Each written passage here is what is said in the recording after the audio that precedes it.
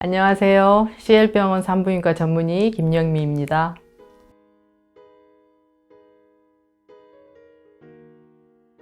착상과 임신의 발달은 좋은 양질의 배아도 필요하고 좋은 수용성을 가진 내막이 필요합니다. 아무리 좋은 배아라도 내막이 좋지 않으면 제대로 착상도 안 될 뿐더러 착상이 되었다 하더라도 건강한 아기까지 출산하는데 문제가 있을 수 있겠죠. 그래서 건강한 상태의 자궁은 정말 필수적으로 필요할 것 같습니다. 저는 이제 기본적인 진료인 촉진을 굉장히 중요하게 생각합니다. 촉진, 시진, 문진하는 것이 가볍게 또 놓칠 수 있는 부분까지도 주는 정보가 많기 때문에 촉진을 반드시 해서 자궁 자체의 염증의 문제라든가 압통 여부를 확인하고 환자의 어떤 증상 여부를 같이 평가해서 염증을 꼭 확인하는 절차를 시행하고 있습니다. 네, 습관성 유산과 자궁의 염증은 연관관계가 있습니다. 자궁 내막 염증이 지속이 되면 자궁 내막의 수용성이 방해를 받게 됩니다. 그럼으로써 임신이 방해가 되고 임신율이 또 떨어지게 되고 배란기나 황체기 때 그 자궁 수축 패턴을 또 변화시켜요. 그래서 자궁 수축의 변화가 오게 되면 착상이 됐다 하더라도 초기에 유산의 위험이 생기게 되는 거죠. 그래서 논문에도 발표된 것을 보면 보조생식수를 시행하는 환자의 한 25% 정도에서는 만성 자궁 내막염이 발견되었다고 보고되고 있습니다.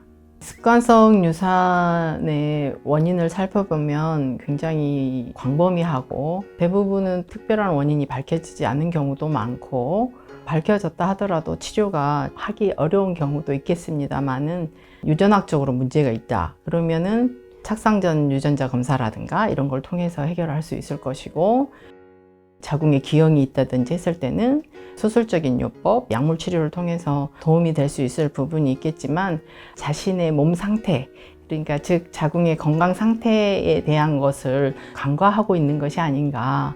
그래서 반복 유산을 경험하면서도 특별한 원인이 찾기가 어렵다면 다시 근본으로 돌아가서 자궁을 조금 자세히 살펴보고 염증의 과정이 영향을 줄 수 있는 부분을 좀 해결해 준다면 습관성 유산이라고 진단받지 않아도 되지 않을까, 그리고 그걸 극복할 수 있지 않을까 합니다. 그래서 결국은 환자 자신도 원인을 파악하는 데 집중하고 그리고 이제 그런 치료를 잘 할 수 있으면 될 것 같습니다. 네. 착상에 도움이 되는 비법은 배아를 받아들일 수 있도록 자궁의 수용성을 높이는 해결책을 주는 게 도움이 될 것 같아요. 특히 이제 염증 같은 거를 치료해 주는 문제, 자궁의 밸런스를 맞춰줄 수 있는 방법을 병행하는 것도 좋겠습니다. 그래서 의료진들의 어떤 도움을 받아서 좋은 영양제를 같이 섭취해 주시는 것도 좋은 선택이 될 것 같습니다. 반복되는 유산으로 인해서 굉장히 힘들 줄 압니다. 하지만 원인을 다 파악했음에도 불구하고 실상 정확하게 이것이 원인이다 하는 것은 발견하지 못한 경우가 많을 겁니다.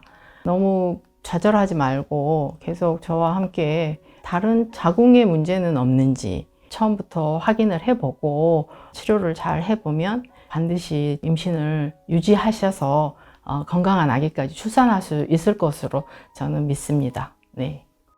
자궁 건강을 잘 챙기는 것이 난임 해결의 기본이 되지 않을까요?